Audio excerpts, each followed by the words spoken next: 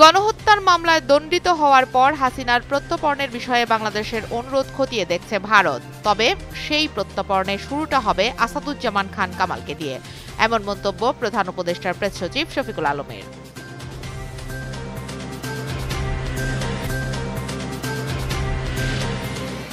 বাংলাদেশ জামায়াতে ইসলামী আগামী নির্বাচনে নির্বাচিত হলে বিএনপি সহ ফ্যাসিবাদ বিরোধী সকল রাজনৈতিক দলকে নিয়ে সরকার গঠন করবে বলে অঙ্গীকার ব্যক্ত করেছেন দলটির আমির ডা শফিকুর রহমান।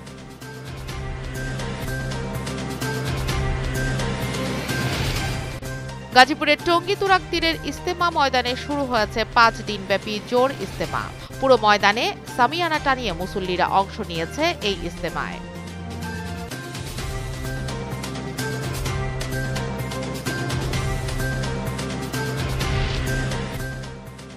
তৃতীয় বিশ্বের সব দেশ থেকে স্থায়ীভাবে অভিবাসন প্রক্রিয়া বন্ধ করতে যাচ্ছে যুক্তরাষ্ট্র।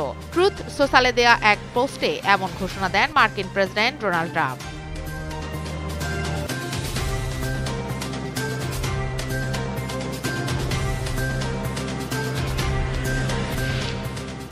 শ্রীলঙ্কায় ভারী বৃষ্টিপাতের কারণে সৃষ্ট আকস্মিক বন্যা ও ভূমিধসে চলতি সপ্তাহে দেশটিতে কমপক্ষে 40 জন প্রাণ হারিয়েছেন।